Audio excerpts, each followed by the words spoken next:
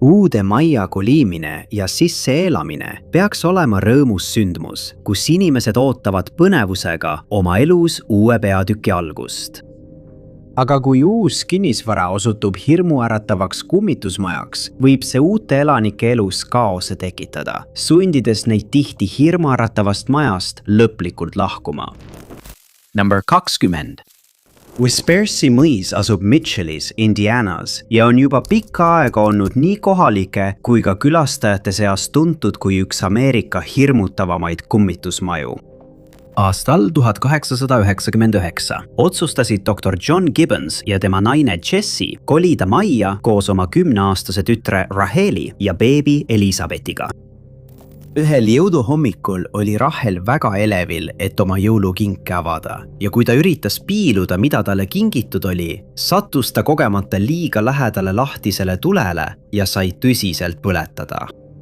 Õnnetuse tõttu hoiti teda ühes ülemise korruse toas, kuid kahjuks ei suutnud ta paraneda ja suri 2 päeva hiljem.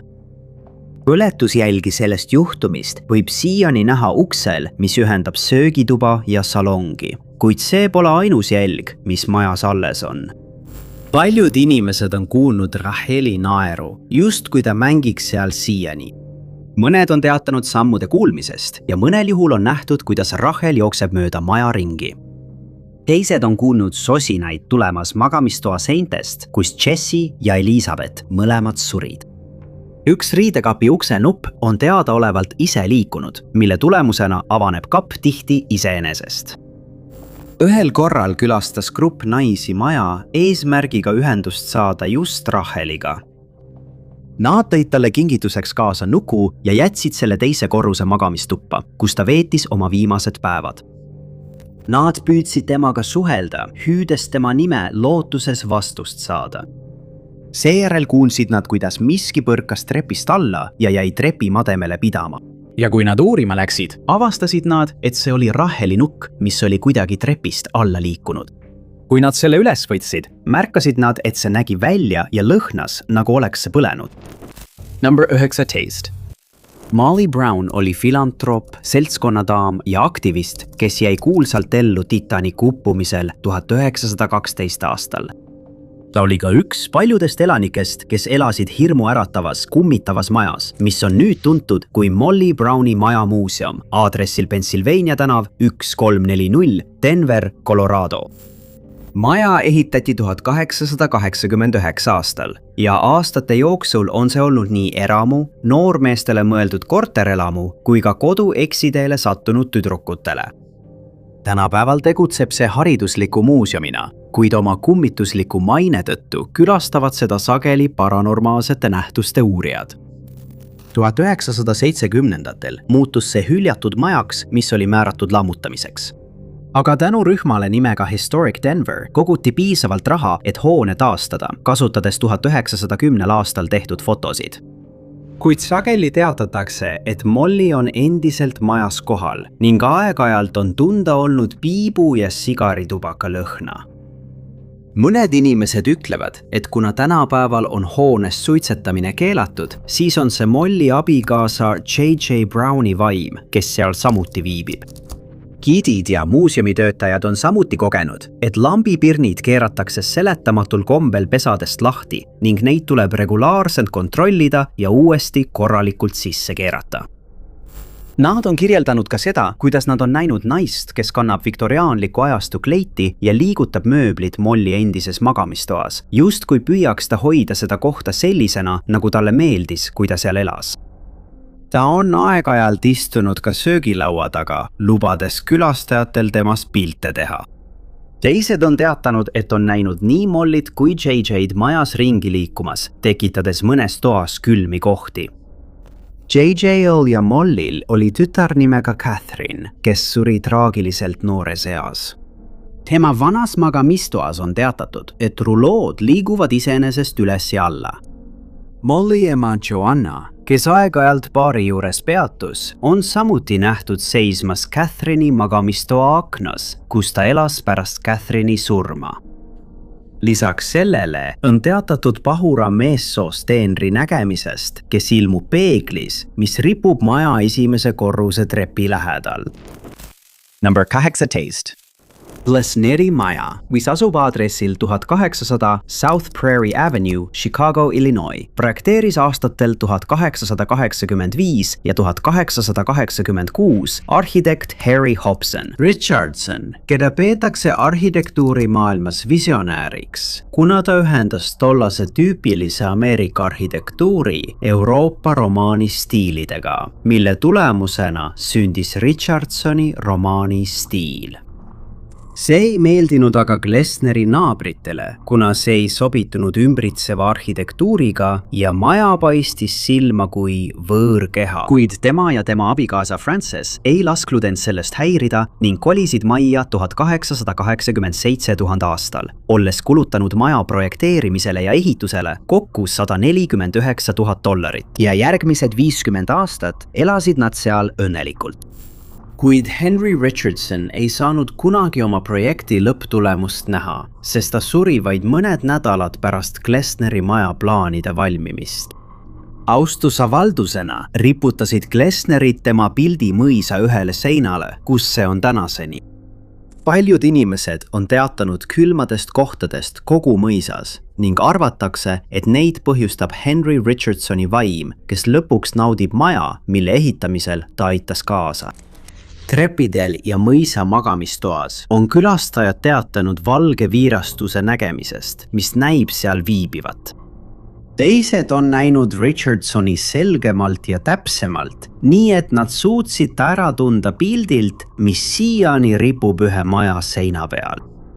Mõned inimesed usuvad, et Richardson ei usalda elavaid maja eest hoolitsema nii nagu peaks ja ta jääb majja, et veenduda, et see püsib heas korras. On ka arvatud, et teda huvitab ainult hoone, mitte selle külastajad, sest pole teada, et ta tänapäeval majas ringi liikuvate inimestega suhtleks või neile läheneks. Number 17.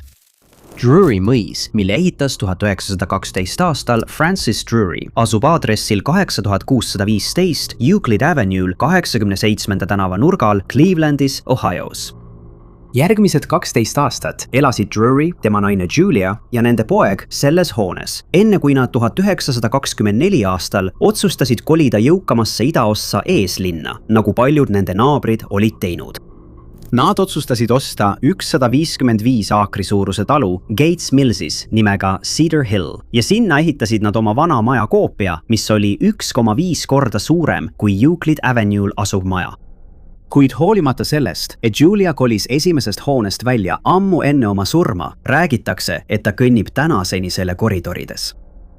Ühe giidi raporti kohaselt rääkis ta külastajate grupiga Järvemajas suure kamina juures ning nad arutasid Julia ajalugu selles majas. Niipea kui nad mainisid Julia nime, hakkasid kamina kohal olevad tuled vilkuma, justkui keegi oleks seda tahtlikult teinud.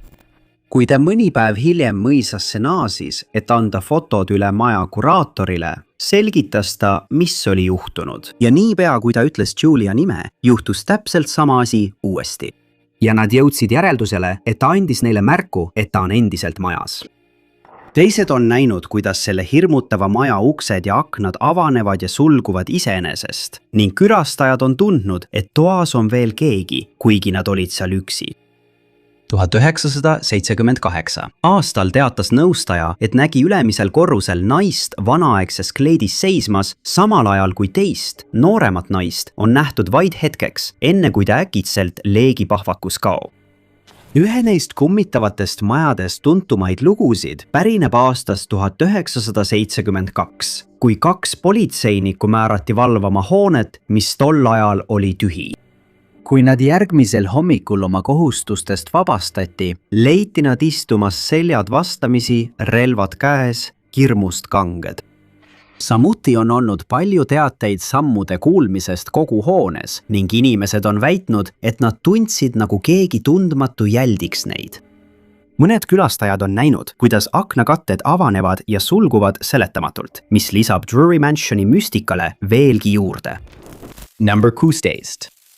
Athelhampton House, Dorchesteris. Inglismaal Dorseti maakonnas ei ole mitte ainult üks paremini säilinud keskaegseid maju, vaid ka üks kõige kummituslikumaid maju kogu Inglismaal. Maja ehitas Sir William Martin aastal 1485 ning tänapäeval on seal endiselt alles mõned algupärased mööbliesemed, mis olid seal juba tol ajal. Seejärel ostis maja Alfred de la Fontaine aastal 1891 ning ta restaureeris selle, luues samal ajal kaunid aiad selle ümbrusesse. Järgnevatel aastatel läks hoone läbi paljude omanike käest ning 1957 aastal ostis selle Robert Victor Cook, kelle pojapoeg omab seda siiani. Esimesed teated kummitustest selles majas pärinevad juba 1850. aastatest, kui esmakordselt nähti naise vaimu, keda hakati kutsuma halliks daamiks. Samuti on nähtud tumedat silueti, mida arvatakse kuuluvat mungale. Majas töötanud teenijanna teatas, et kuulis enda selja taga samme ning kui ta ringi pööras, nägi ta munka seisvat vannitoa ukse juures. Teised on näinud teda jalutamas kinnistu aias ning arvatakse, et ta oli katoliku preester, kes hoolitses Martini perekonna eest. Ühel teisel korral istus naine suures saalis ja luges raamatut, kui kaks meest äkitselt tuppa tormasid keset mõõgatueli. Alguses ehmus ta ära, kuid kui ta mõistis, et mehed ei paistnud teda märkavat, pöördus ta tagasi oma raamatu juurde. Kui üks meestest sai käsivarrele haava, lahkus ta ruumist ega nähtud teda enam kunagi. Teised on teatanud, et on kuulnud seinte seest kostvat kraapimist ja küünistamist ning arvatakse, et see on kunagi kinnistul peetud lemmikkahvi vaim. Kohaliku legendi järgi pidas Martinide perekond tõepoolest lemmikkahvi, kellel lubati majas ja aias vabalt ringi liikuda, nagu ta ise soovis. Veinikeldris on inimesed kogenud koputusi kummituselt, keda tuntakse nimega Cooper, kuigi selle vaimu kohta pole palju teada ega ka seda, miks ta majas viibib. Mis puudutab halli daami, siis teda on korduvalt nähtud varahommikul majas ringi kõndimas, juuksed sõlmes, läbimas seinu paljudes maja magamistubades. Ühel juhtumil nägi teenija nais külalist istumas ühes õpetajatubade kõrge seljatoega toolis ja kuna oli juba külastusaeg möödas, palus ta naisel lahkuda, sest nad hakkasid ööseks sulgema. Naine tõusis siis sõnagi lausumata püsti, läks seina juurde ja kadus läbi seinapaneelide. Number 15. 31. märtsil 21 tellis Kimberly Meriduena Uberi, kavatsedes sõita Raleigh-Durhami lennujaama, kuna ta oli teel tähistama lihavõtte nädalavahetust koos oma pere ja sõpradega. Väljas sadas tugevalt vihma ja kui Uberi juht saabus, kõndis ta kiiresti auto juurde, et sisse istuda. Ta pani enamiku oma asjadest auto pagasiruumi, kuid hoidis seljakoti enda käes ning asetas selle siis tagaistmele. Seejärel ütles ta juhile, et tahab veenduda, kas ta lukustas esiukse ja et ta tuleb kohe tagasi. Juht ütles, et see on korras ja Kimberly, kes elas oma maja esimesel korrusel, läks tagasi sisse. Vähem kui minut hiljem tuli ta uuesti välja ja sai aru, et juht oli lahkunud koos kõigi tema asjadega, mis olid endiselt autos. Nende hulgas olid tema sülearvuti, pass, mobiiltelefon ja rahakott. Siis märkas ta, et juht oli ümber pööranud ja liikus tema suunas tagasi, kuid kui ta üritas teda peatada, eiras juht teda lihtsalt ja sõitis minema. Kuna tema telefon oli autos, palus ta naabrilt luba nende telefoni kasutada, et helistada hädaabinumbrile, mida ta ka tegi, kuid talle öeldi, et ta võtaks hoopis ühendust Uberiga. Kui ta seda tegi, andis Uber talle juhi telefoninumbri, kuid kui ta üritas korduvalt temaga ühendust saada, ütles juht talle pidevalt, et ta ei saa rääkida, kuna on sõidul. Seejärel kasutas ta oma iPadi asukoha funktsiooni, et oma telefoni jälgida ja nägi, et juht oli sõitnud lennujaama, kuhu ta ise kavatses minna. Hiljem selgus, et ta tegi seda selleks, et näida, nagu oleks ta naise maha pannud ja oma sõidu lõpetanud. juht naasis lõpuks Durhami ja Kimberly suutis ta veenda oma asjad tagasi andma. Ta polnud mitte ainult oma lennust koju maha jäänud, vaid avastas ka, et Uber oli temalt ikkagi võtnud $40 sõidu eest, mida ta tegelikult ei teinud. Kuna oli lihavõtte nädalavahetus, maksis talle uue lennu broneerimine järgmiseks päevaks $400. Kokkuvõttes läks see Uberi õuduslugu talle maksma $700 ja kuna juht tagastas tema asjad, ei saanud Durhami politsei talle kuriteosüüdistust esitada. Kui Kimberly võttis Uberiga ühendust, et raha tagasi saada, öeldi talle, et ta pöörduks nende õiguskaitseüksuse poole. Nad ütlesid ka, et nad ei saa temaga telefoni teel rääkida, kuna kogu asjaajamine toimub Uberi rakenduse kaudu. Number 9 and 10. Ryan Simonetti on ettevõtte nimega Convey tegevjuht. Ja 8. juulil 2014 tellis ta endale ja mõnele kolleegile Uberi, kuna neil oli vaja sõita Washingtoni kesklinnast Virginias asuvasse Tyson's Cornerisse.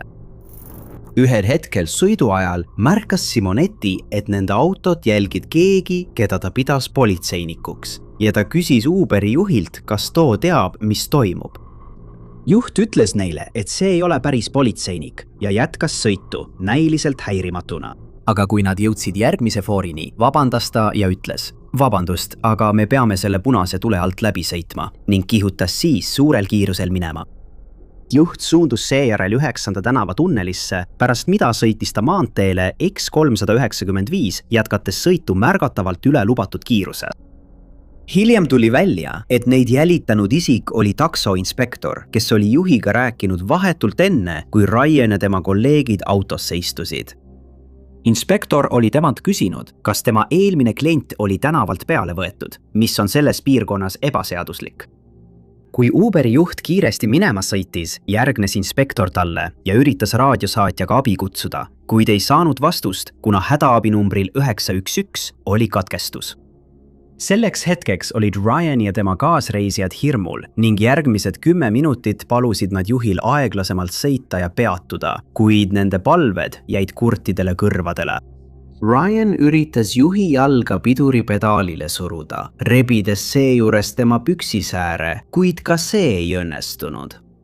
Seejärel ütles Ryan juhile, et kui ta järgmise mahasõidu juures ei peatu, peab ta temaga jõudu kasutama ja see pani juhi lõpuks peatuma.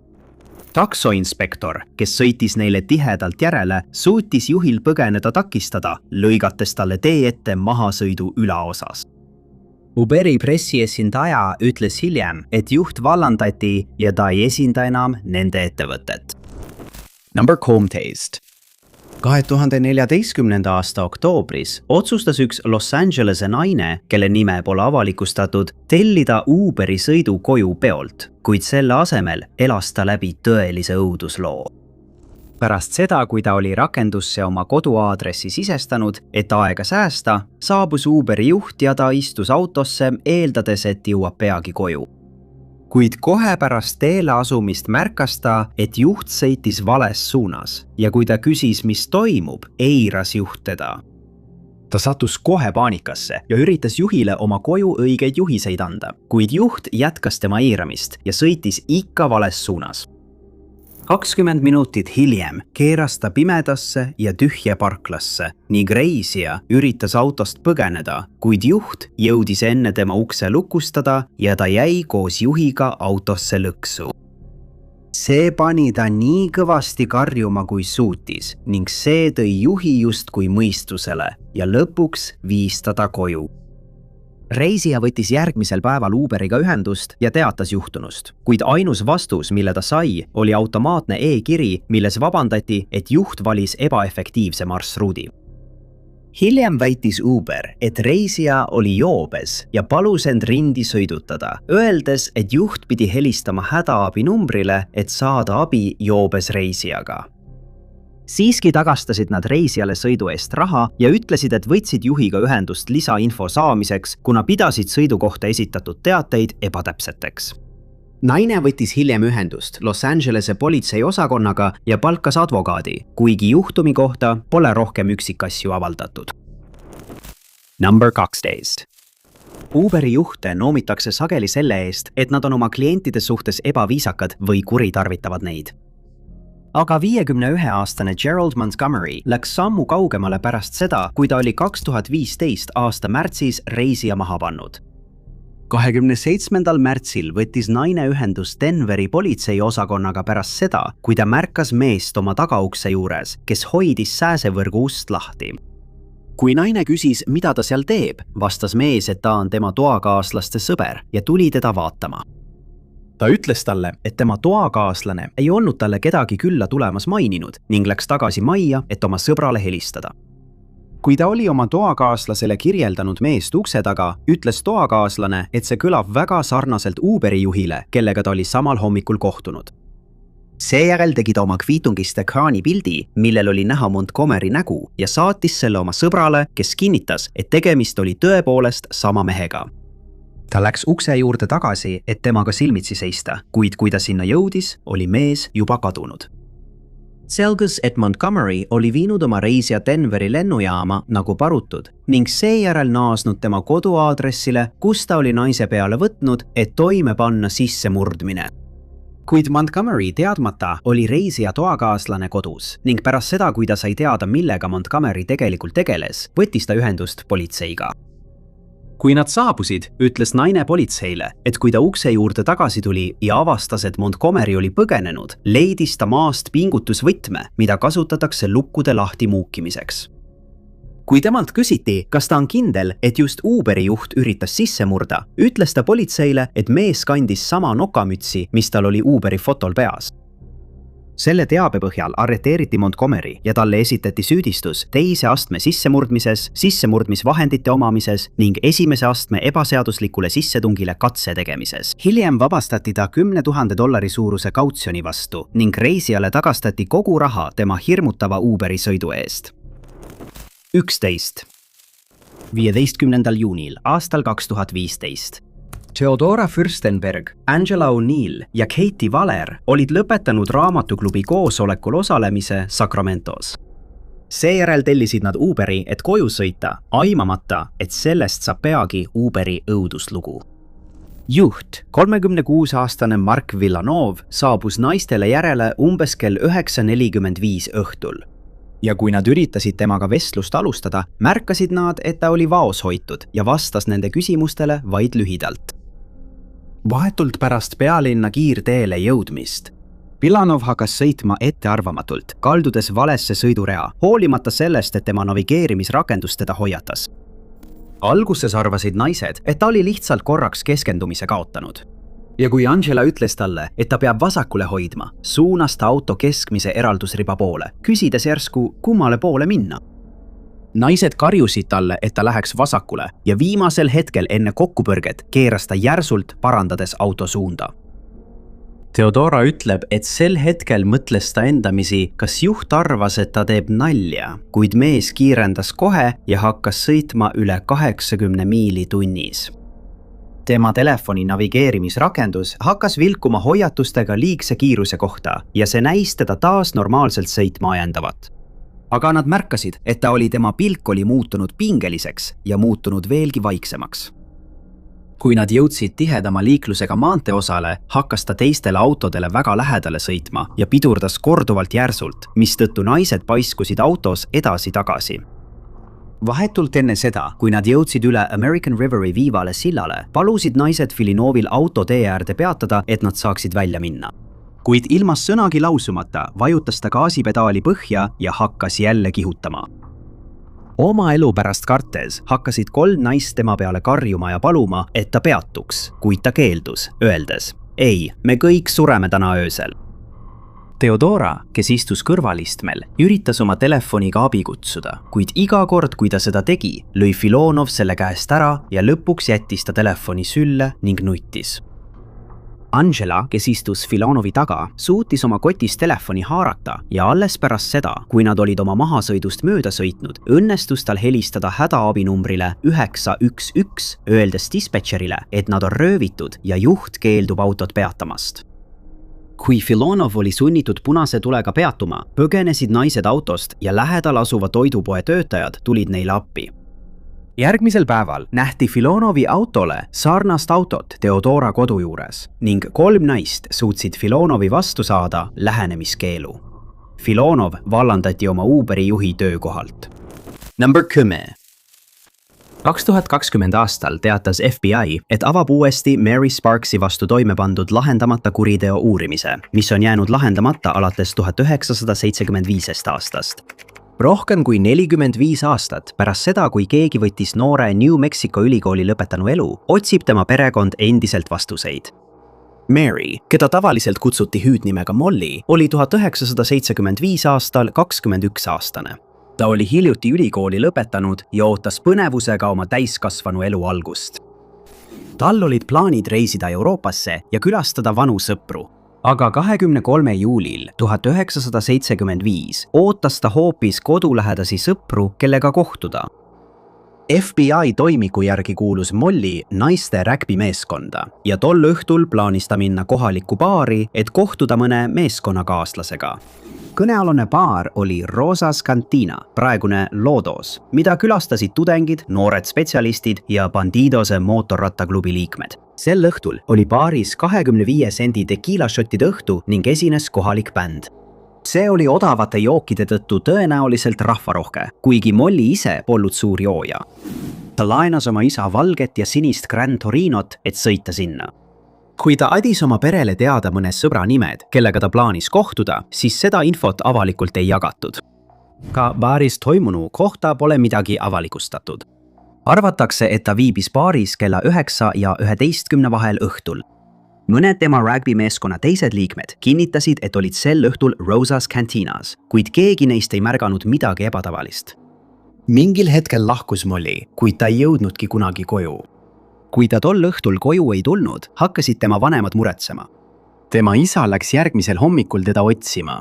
Tema auto seisis endiselt parklas, kuhu Molly selle jätnud oli, kuid tema tütrest polnud jälgegi. Molly ei jäänud kauaks kadunuks. Samal päeval leiti tema surnukeha mitte väga kaugel baarist asuvast kuivenduskraavist. Ta oli saanud nüriesemega tekitatud vigastusi ja ei olnud enam elus. Vihmane ilm tähendas, et politsei ei suutnud kuriteo paigalt eriti palju tõendeid koguda. Jalajälgi ei olnud. Uurimine ise polnud alguses eriti hea ja ühel hetkel kadus ka toimik ära. Siis jäi juhtum soiku. Aastate jooksul on olnud vähe vihjeid. FBI kutsus üles infot andma ja nad usuvad, et vastutavad isikud võivad endiselt kogukonnas olla. Nad loodavad, et aja möödudes ja uute tehnoloogiate arenedes suudetakse juhtum lõpuks lahendada. 9. Üks paljudest kuriteoliikidest, mida FBI uurib, on kunstivargus. Mõned neist kuritegudest on kogu maailmas kurikuulsad ning arvatakse, et paljud kunstivargused on seotud organiseeritud kuritegevusega. 2016 aastal sattus üks väike muuseum Springfieldis, Missouris ühe sellise kuriteo ohvriks.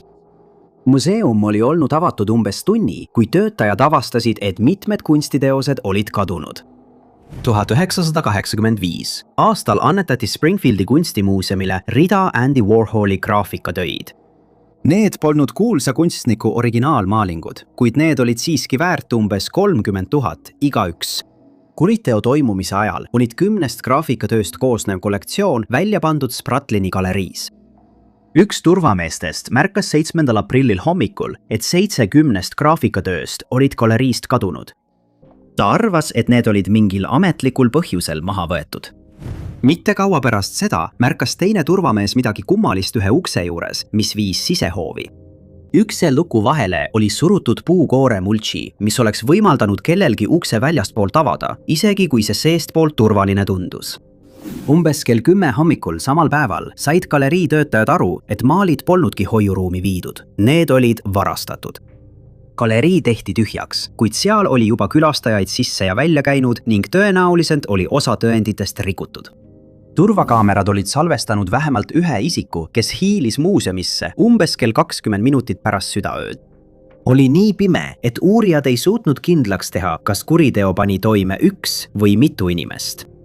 Kes iganes see ka polnud, ronis ta üle värava, mis viis tänavalt sisehoovi, läks siis läbi ukse, millega oli manipuleeritud ja otse Spratlini galeriisse Warholi graafikatööde juurde. Mõne minutiga võtsid nad 10 graafikatööst 7 ja jätsid ülejäänud maha. uurijad suutsid kuriteopaigalt leida mõned latentsed sõrmejäljed, kuna ukse lahtihoidmiseks oli kasutatud ukse juurest pärit multsi ja väljapääsumärki. Siiani pole ühtegi kahtlusalust tuvastatud. Mõned allikad teatavad, et vahetult enne kuritegu toimus paar kummalist sündmust. Näiteks kaotas üks töövõtja oma ligipääsuvõtme, kuid leidis selle peaaegu kohe pärast seda, kui muuseumi töötajad temalt kadunud võtme kohta küsisid prügikasti alt üles. Siiski ei ole teada, kas FBI ja politsei usuvad, et tegemist oli siseringi tööga või mitte. Kunstiteoste tagasisaamiseni viiva teabe eest on välja pandud $25,000 suurune preemia ning FBI Springfieldi kontoriga saab otseühendust võtta numbril 417 88 23 303. 8. punkt. Rohkem kui 37 aastat pärast seda, kui tundmatu isik ründas Virginia osariigi politseiniku Johnny Bowmani, on tema FBI toimik endiselt lahendamata. See on juhtum, kus on palju rohkem küsimusi kui vastuseid ning alates 1980-ndatest pole avalikkusele edusammudest eriti teada antud. See oli soe augustiöö, kui Johnnit rünnati. Ta oli kodus koos oma perega, sealhulgas oma väikese tütre, venna ja vennanaisega. Umbes kell 4:30 hommikul koputati uksele. Johnny läks ust avama ja niipea kui uks avanes, ründas külaline Johnny terroristaga. Teda löödi rohkem kui 40 korda. Johnnyl ei olnud relva, kuid ta üritas vastu hakata. Pärast ootamatut rünnakut põgenes kurjategija, jättes maha päikeseprillid, paruka ja kiivri, mida ta oli kasutanud maskeeringuna. Rünnak lõppes peaaegu kohe, kui see oli alanud, kuid Johnny ei jäänud ellu. Kõik need aastad hiljem jäi see ainsaks lahendamata juhtumiks, kus Virginia osariigi politseinikult oli elu võetud. Kuigi Johnny oli sel ajal teenistusest vaba, peeti seda kuritegu teenistusega seotud rünnakuks, mistõttu FBI sekkus uurimisse. Arvestades rünnaku raevukust, tundus tõenäoline, et tegemist oli väga isikliku kuriteoga. Keegi tundis Johnnyt hästi ja ei tahtnud, et ta elus oleks. Kuna ta oli osariigi politseinik, oleks mõistlik oletada, et kurjategija oli keegi, kes oli Johnny tõttu vangi sattunud või kellegi sugulane, kes oli juba seadusega pauksisse sattunud. Aga ainus kahtlusalune, keda selles juhtumis kunagi nimetati, polnud süüdimõistetud kurjategija. See oli teine politseinik. Perry Worrell oli Johnny lähedane sõber ja samuti osariigi patrullpolitseinik. Ta saadeti varsti pärast kuritegu palgata puhkusele ning hiljem sattus ta autoõnnetusse, mis jättis ta raskelt töövõimetuks. Worrell ütles oma advokaadi kaudu, et tal polnud kuriteoga mingit pistmist ega olnud tal ka motiivi Johnny elu võtta. Miks Worrell kahtlusalune oli, pole kunagi avalikustatud. Kui kurjategija oli Johnny lähedane sõber, seletaks see, miks ta nii hilja öösel ilma relvata ukse avas. Tema tütar, kes on nüüdseks politseisse tööle asunud, väitis, et see oleks tema jaoks olnud väga ebatüüpiline. Aga parukas ja kiiver viitavad sellele, et kurjategija püüdis oma isikut varjata. Kui ta oleks näinud kedagi nii kummaliselt riietatuna nii hilja öösel, on imelik, et ta oli relvitu.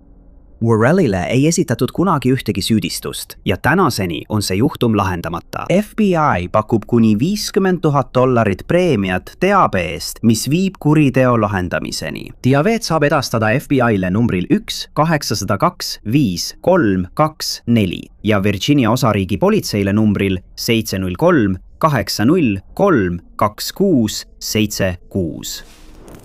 Number 7.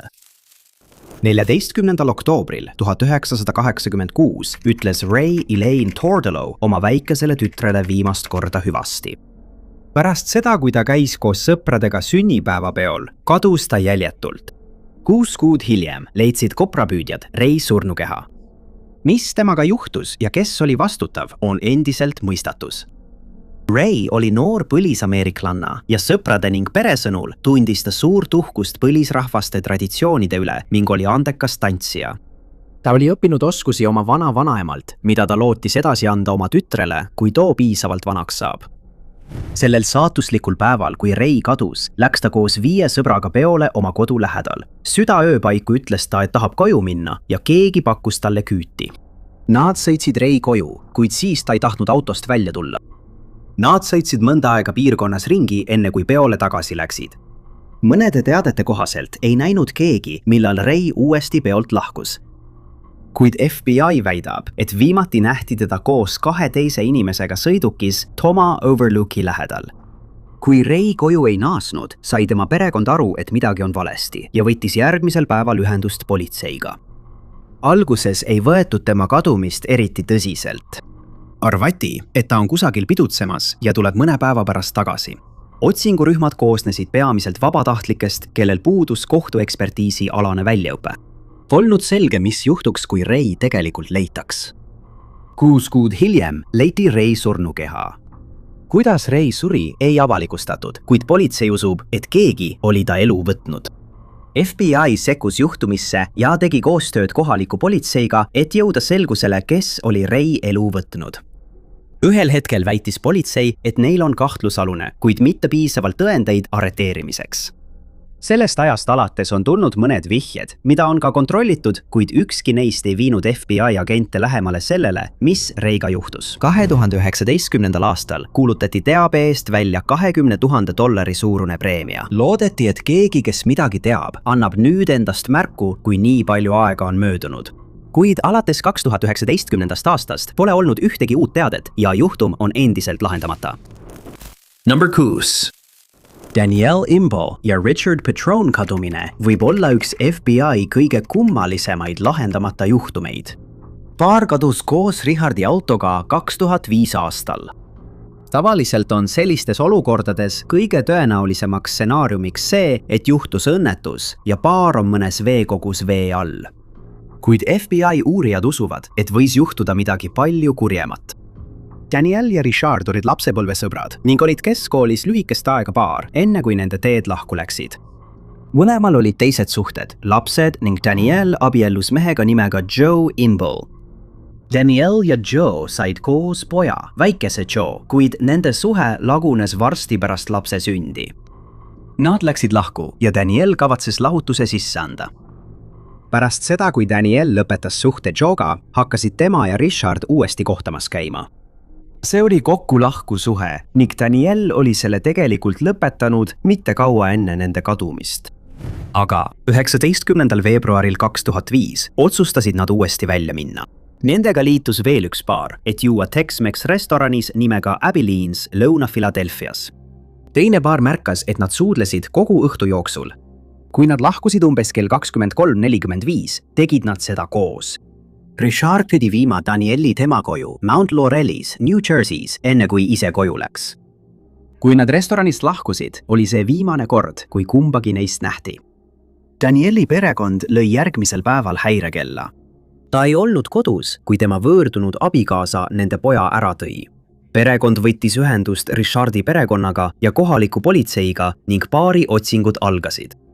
Paarist ei leitud siiski kunagi ühtegi jälge.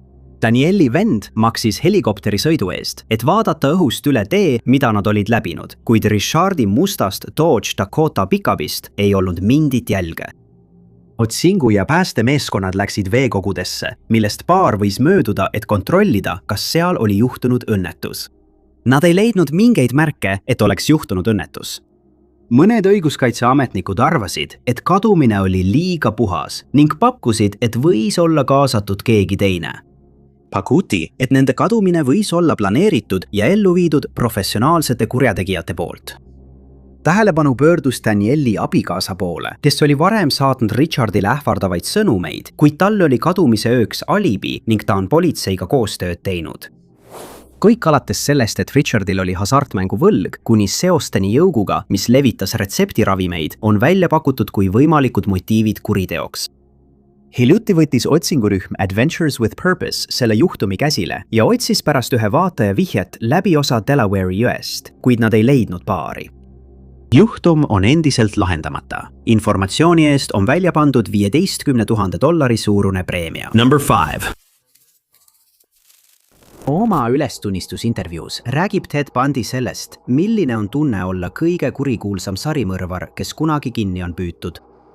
Ted Bundy tegi vea 15. jaanuaril 1978. aastal pärast vähemalt 30 inimese tapmist. Ta läks ühte naisüliõpilaskorporatsiooni majja, mis asus Florida osariigi ülikoolis.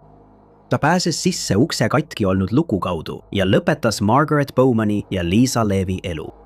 Aga selle asemel, et põgeneda, jätkas sarimõrvar kõndimist, kuni kohtas Kathy Kleinerit ja Karen Chandlerit. Seejärel lahkus ta hoonest, kõndis mõned kvartalid edasi ja kohtas Cheryl Thomast. Kuid sarimõrvar ei teadnud, et kõigil kolmel olid vapustavad ellujäämislugusid. Ted Bundy põgenes naiskorporatsiooni majast ainult seetõttu, et läheneva auto esituled valgustasid toa. Nithanieri poissõber oli teda just maha panemas, kui ta märkas sarimõrvarit ja andis hiljem tema kohtuprotsessil tunnistusi. Kathy ja Karen paranesid täielikult mitmeid kuid hiljem, kuid Cherylil nii hästi ei läinud. Rünnaku ajal oli Cheryl tantsuõpilane ja unistas baleriiniks saamisest. Kuid pärast seda, kui kõige kurjem sarimõrvar need võimalused hävitas, lõpeb tema ellujäämislugu sellega, et ta õpetab teistele balletikunsti. Bundy tabati lõpuks 1978 aasta veebruaris. Pärast seda, kui ta varastatud autoga sõitmise eest kinni peeti, ta hukati 24. jaanuaril 1989. Number 4.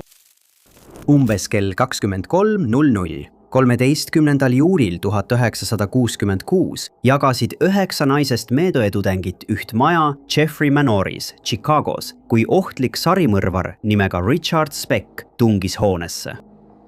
Relvastatuna noa ja väikese kaliibriga relvaga koputas ta rahulikult ühe öe Corazon Amaro magamistoa uksele ning käskis siis temal ja tema toakaaslastel oma tubadest välja tulla. Veendunud, et tegemist on vaid rööviga, peitsid Corazon ja 2 naist, Merlita Garhula ja Valentina Passion, end sarimõrvari eest kappi. Kaasõed veensid neid kapist välja tulema.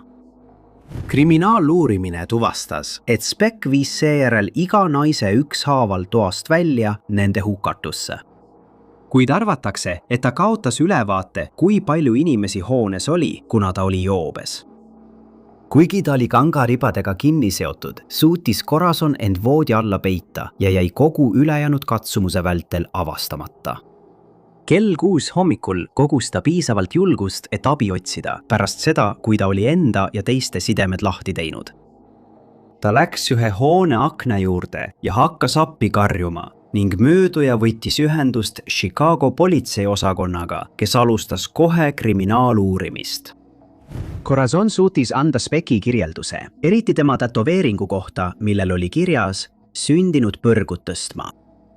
Vaid mõni päev pärast oma jõhkra kuriteo toimepanemist viidi Speck Cooki maakonna haiglasse, pärast seda, kui ta üritas Star hotellis peatudes kõigele lõppu teha.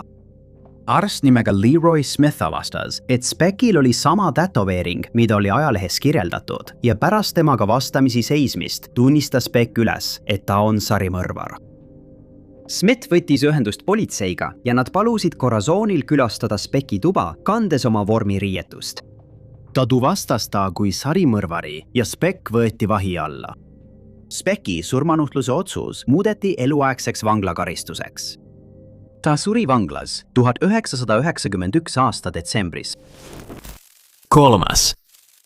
Üks kõigi aegade kuulsamaid sarimõrvareid, Jeffrey Dahmer, tegutses Ameerikas aastatel 1978 kuni 1991, võttes 17 mehe elu.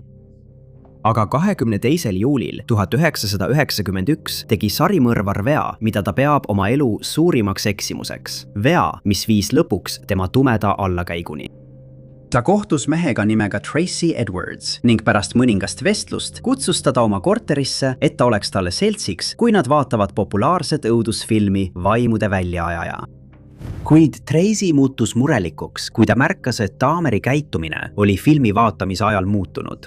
Sarimõrvar kõikus edasi-tagasi ja pomises vaikselt midagi endamisi eriti häirivate stseenide ajal. Dahmer kuulas Tracy südamelööke, pärast mida ütles ta, et kavatseb Tracyt tappa, et tema südant süüa. Dahmer üritas talle käe raudu panna, kuid Tracy suutis end kaitsta ja põgenes. Kui ta oli väljas, õnnestus tal peatada mööduv politseiauto ja ta juhatas politseinikud Dahmeri korterisse, kus sai selgeks, et ta oli tõepoolest sarimõrvar. Kuriteopaiga tõendid näitasid, et ta oli oma korteris tapnud vähemalt 11 meest ning Tracy oli õnnega koos, et pääses eluga ja sai oma ellujäämislugu rääkida. Järgnenud kohtuekspertiisi uurimine oli tõeline õudus, sest Dahmer oli oma korteris hoidnud teiste jäänuseid, mõnda neist isegi aastaid. sarimõrvarite intervjuude seeria käigus andis Jeffrey Dahmer ülestunnistuse ning talle mõisteti lõpuks 16 eluaegset vanglakaristust. Kuid pärast Tracy ellujäämist võttis tema elu sünge pöörde. Ta arreteeriti 26. juulil aastal 2011. Pärast seda, kui selgus, et ta ise oli Milwaukee's ühe tüli käigus kellegi tapnud. Kriminaaluurijad leidsid kodutu mehe surnukeha, kes avastati silla alt jõest. Tracy tunnistas end süüdi tema üles silla viskamises ning ta mõisteti 1,5 aastaks vangi ja 2 aastale järelevalve alla selle kuriteo eest, olles nüüd ise tapjaks saanud. Tema ise. Teisel kohal. Kayla Brown on ainus kurikuulsa sarimõrvari Todd Kolleppi ohver, kes suutis oma ellujäämislugu rääkida pärast seda, kui ta 2016 aasta novembris Lõuna-Carolinas tema kinnistult päästeti. Kayla ja tema poissõber Charles Carver olid samal aastal augustis Kolleppi poolt palgatud tema kinnistult võsa koristama. Kuid varsti pärast töö vastuvõtmist kadusid nad mõlemad seletamatult. Charlesi ema muutus murelikuks, kui ta ei saanud pojaga ühendust ning esitas kadunud isiku kohta avalduse. Üks Charlesi sõpradest hakkas seejärel märkama Charlesi Facebooki lehel kummalist tegevust. Postitusi, milles väideti, et tema ja Kayla on abiellunud, nad on ostnud maja ja Kayla ootab last. Ta kahtlustas, et neid salapäraseid sotsiaalmeedia postitusi teeb keegi teine ning otsustas politseiga ühendust võtta. Ta ei osanud aimatagi, et need sõnumid annavad pilguheit sarimõrvari mõttemaailma. Kuriteo ülestunnistuse ajal leidsid detektiivid Kayla ja Charlesi vahelised sõnumid, milles nad arutasid tööd Kolleppi kinnistul. Nende mobiiltelefonide andmed näitasid samuti, et mõlemad kasutasid oma telefone viimati selles piirkonnas. Politseiuurijad läksid kinnistule, kus nad leidsid kuriteopaiga. Kaubakonteineri sees leidsid nad Kayla aheldatuna. Paanikas olles rääkis ta neile kohe oma ellujäämisloo, kuidas ta oli siin juba mitu kuud kadunud olnud. Kolepp oli lõpetanud Charlesi elu. Tema auto leiti kinnistult. Charlesi matmispaiga kõrval leidsid politseinikud veel ühe lahtise haua. Nad eeldasid, et Kolepp kavatses Kayla elu lõpetada järgmiste päevade jooksul, hoolimata sellest, et ta ütles Kaylale, et ehitab neile 2 helikindla maja, kus koos elada. Arvatakse, et Kolepp võis selle teha pärast väikest tüli Charlesiga. Hiljem ütles ta, et see oli tingitud kiindumusest Kaylasse. Kuigi paljud teised elud lõppesid tema käe läbi, on Kayla ainus, kes suudab rääkida oma tõelise õudusloo, kirjeldades kõige hirmutavamat inimest, keda ta kunagi tundnud on, kui tõelist roomajat. Kolepp on end süüdi tunnistanud ja talle mõisteti 7 järjestikust eluaegset vanglakaristust. Esimene. 1992. Aasta 13. mail kohtus üks naine uskumatul moel kõige kurjema sarimõrvariga nimega Tommy Lynn Sells. Fabienne Witherspoon, kes oli tol ajal 19, märkas kodutut Tommy Lynn Sellsi, kui ta kõndis sõbra juurde minnes viadukti alt mööda. Kuna tal oli käes silt, millel seisis "Teen tööd toidu eest", otsustas ta teda aidata, teadmata, et ta on kohe sattumas väga hirmutavasse olukorda, millest ta eluga pääseb. Tommy Lynn Sells võttis vastu tema pakkumise minna koos temaga sõbra juurde. Ta palus tal väljas oodata, kuni ta sõbra sahvrist toitu võtab. Kuid kui ta tagasi tuli, oli ta šokeeritud nähes, et mees oli ise sisse tulnud. Terrarist käes käskis ta tal vannituppa minna ja siis ründas. Kuid Fabienne kaitses end korduvalt raske keraamilise pardiga, kuni see tema käes purunes. Ta oli nüüd raevunud, kuid oli terrariista maha pillanud ja nüüd oli see tema käes.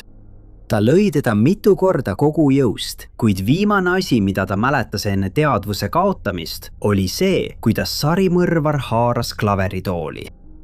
Politsei saabus hiljem majja ja talle osutati arstiabi. Samal ajal viidi Tommy Lynn Sells pärast arreteerimist erakorralise meditsiini osakonda. Lõpuks nõustus ta kokkuleppemenetlusega ja talle määrati esialgu 5 aastat vangistust, kuid hiljem sai temast üks ajaloo ohtlikumaid sarimõrvareid. Järgmise 5 aasta jooksul võttis Sells veel 22 elu, kuigi arvatakse, et tegelik arv võib olla palju suurem. sarimõrvari surmaotsus täideti 3. aprillil 2014 Texase osariigi vanglas Huntsville'is. Fabienne on sellest ajast saadik rääkinud oma ellujäämislugu hoiatava näitena ning täna töötab ta Danville'is, Illinoisis eriõena.